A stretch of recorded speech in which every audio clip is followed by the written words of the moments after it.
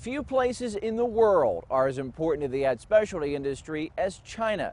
More than 90% of the industry's products are manufactured there in factories that are dealing with ever-increasing challenges, from labor shortages to brownouts to government takeovers. With so much at stake in Asia, Counselor traveled to China following a leading industry supplier and talking to key players about the biggest issues behind the Great Wall. I do believe China is very important to the industry. Here on the streets of Hong Kong is where our trip begins. For 2 hours, we drive north onto the mainland, passing through tunnels, crossing over bridges, and seeing firsthand how this nation of 1.3 billion is being built up, not just to accommodate its people, but also to accommodate the West. Right now we're headed to Dongguan, which is past Shenzhen, to visit one of the factories that we use for manufacturing our products for Dard. I can see Dard, yeah. When we arrive, we notice the gated site looks more like a campus than a factory. But as our tour guide takes us building to building, the intensity of the work is clear. It's a process, and it's not just 1, 2, 3. Many promotional products are often made from scratch here. For example, these plastic pellets will eventually become cases for pedometers.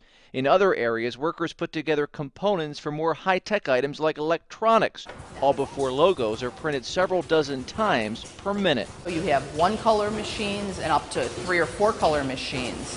While it's common for 5,000 to 10,000 units to be made in one day, the 300 factory workers do have a chance for downtime. That's important because these employees not only work here, they live here.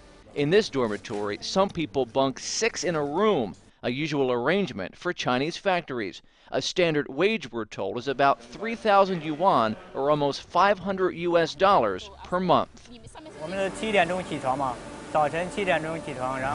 This worker tells us he's happy with his job here as he tries to support his family that's 24 hours away by train. He says this is one of the best places he's ever worked.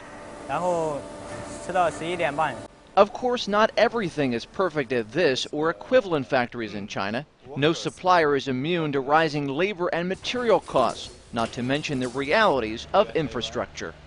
Because we're visiting in April and it's not quite so hot outside, this particular factory can operate 5 days a week. But come the summer, it's very common when it gets much warmer for factories to close 1 or 2 days at a time through rolling blackouts. There's just not enough electricity to go around. You put things in perspective for a distributor, especially when people want to know why things take long, or what are the processes that you have to go to, or why things cost what they do. And now I can tell them exactly why.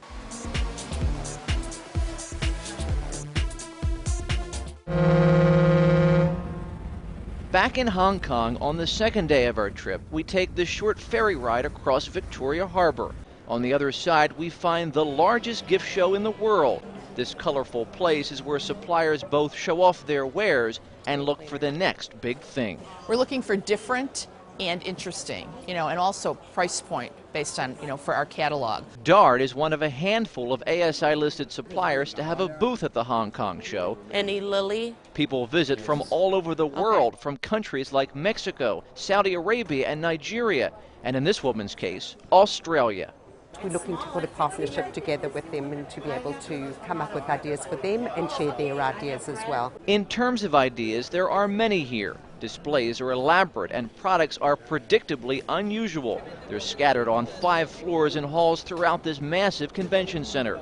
This year's trends include eco-friendly items and smartphone accessories. We like to support our customer with the long term.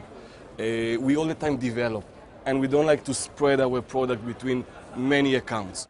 For the 4,000 suppliers here, their pitch to buyers now must not only include product practicality and a good price point, but also, maybe most importantly, proof of compliance.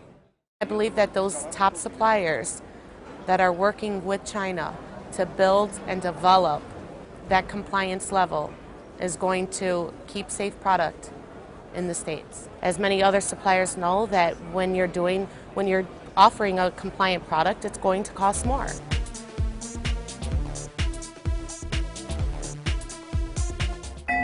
On our third day in China, we again headed to the massive Hong Kong Convention Center. But this time we went to get opinions from other key players in China, beginning our day at a media breakfast before sitting down for an exclusive interview with prominent legislator Jeffrey Lam. I think China needs the United States and United States needs China. On the face, they have a lot of disagreement and they argue. But at the end, they will compromise. This is politics and also economics. While there are hopes for compromise, there are also real concerns that an undervalued yuan will further complicate the importing and exporting that happens here. Some believe the West will be forced to move manufacturing away from China, but many think the break won't come easily. When a country like China is investing so much money into all of these different countries, they will play a greater and greater role economically with those countries. Beyond trade issues, our conversations with executives revealed a lengthy list of industry challenges here.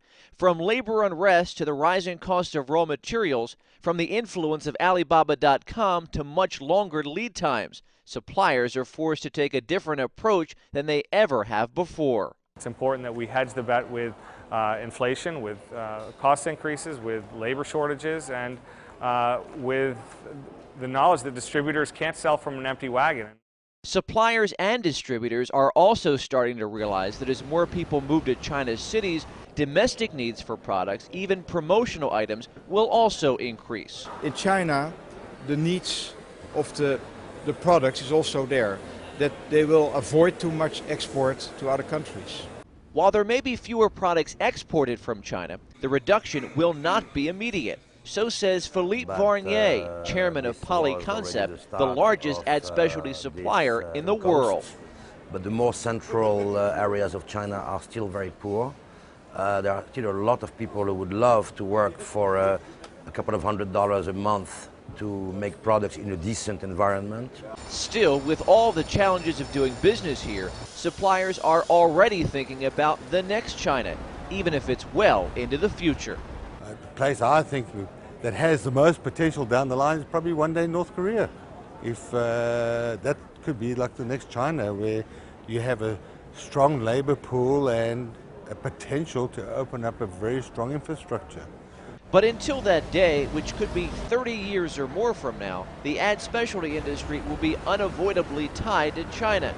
And as night falls on our trip to the other side of the world, it's clear the question of what happens next has no easy answer. During our final days in China, demonstrating just how contentious the climate could be, several members of DART's Hong Kong staff were actually arrested. Chinese officials took issue with a promotional item on display in DART's booth. The details have been kept intentionally vague, but suppliers say incidents like this are becoming even more common, with China's government still very much in control. For Counselor Magazine, I'm Dave Agnoni.